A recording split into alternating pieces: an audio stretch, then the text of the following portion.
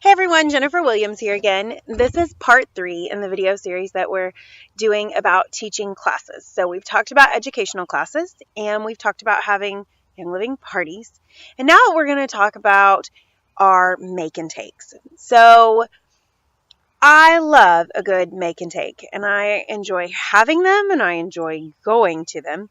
But I feel like with make and takes, there are a lot of pros and cons and I want to walk you through those. So for those of you who are newbies, a make and take is a class where people come and you provide all the supplies for them to make an item and they pay for it so that they can take home something and try it. So let's talk about the pros of a make and take. Okay, so first, they're just fun. This is a fabulous way to interact with your team members because everybody comes, they're making stuff, they're visiting, they're getting to know each other, they're trying new things, and they are a lot of fun to go to. Secondly, you're providing your members an opportunity to try oils that they may have never used before, and to make do-it-yourself projects to take home with them. So I used to be a do-it-yourself person, a DIYer, and then I had 4 kids. And I no longer take the time to make anything these days. So for me, going to a make and take is an opportunity for me to actually make those things. Okay. On the downside, I more than likely will never make those items again unless I absolutely fall in love with it and it's super easy and it's products I already have. Okay. So that is a downside to the make and takes for me. So those are a couple of the benefits to a make and take. I think there are a lot of cons to make and takes, to be honest. First of all, they're really, really time consuming. When I do a make and take, it takes me a lot of time to plan. I spend a lot of money on it because I have to buy all the oils that I need. I have to buy all the containers to put everything in.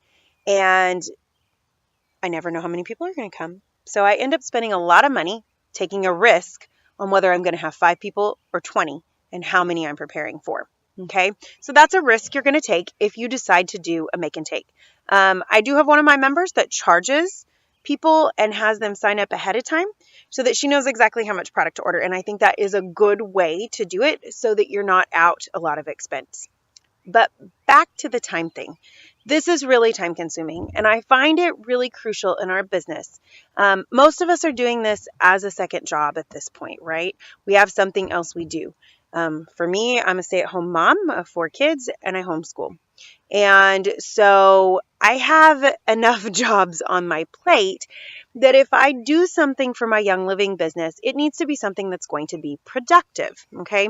And I feel like the amount of time, effort, and energy I put into a make and take is not always the best use of my time. My goal as a Young Living member and someone who teaches classes is to generate new signups. And the reason I want to do that is because I would like everybody to have essential oils in their home, right? And I feel like my time is better invested in having introduction classes than in having make and take classes. Not to say I don't have them, because I do once in a great while. And I find that it's, again, it just like the parties that we talked about, it generates interest. People become interested in the product, but they don't always follow through and actually buy a kit because they take home one item that they may or may not fall in love with. Okay. So I feel like it is a little bit limiting. The second thing is if you're having a make and take every week or every month, why should people order oils when they can come to your house, use your products, pay $5 for an item to take home and not buy a $20 bottle of oil? And it's not all about profit, but it is about people having the oils in their home and using them on a daily basis. Okay.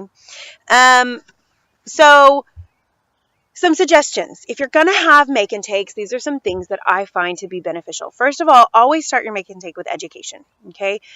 Take a few minutes to educate people on what oils you're using, what the benefits of those oils are, how you can use them outside of that product, so that they don't just come and make something and walk away with it, and know what to do with that little jar product, right? I recently did a Valentine's Day make and take, and so I spent the first 15-20 minutes talking about essential oils for in the bedroom, and that was our focus. And so we talked about what oils were good to use in the bedroom, and then we went through each oil that we would be using in every product that night and talked about it. And so my people did go away with education. Again, on the new people, I had new people there. They did not sign up. Okay. And I had existing members there, and everybody had a fabulous time. And I'm planning a Mother's Day make and take. But for myself, I find that planning a make and take once in a great while will bring your group together in a sense of fellowship, but it isn't necessarily going to generate getting new people using essential oils like we want to do. The other suggestion I have for you is, if you're going to make products, choose to make products that Young Living doesn't already have. Okay, so Young Living has like 4 or 5 fabulous shampoo options, right? Don't do DIY shampoo, okay? Because we want to be a product of the product. And so you want to tell your people, Young Living has awesome shampoo. We're not going to make that here because we don't need to. We have a way to buy Young Living shampoo. Do make Bug Be Gone spray. Young Living doesn't carry that. It's a great thing to make in a make and take, okay? So those are my thoughts on make and takes. If you have questions, please let me know. And I hope that you're able to incorporate those at some point into your business profile. But again, remember, we want to put our time and effort and energy into the things that are going to get essential oils into people's homes with the most efficient use of our time. So I hope that was helpful.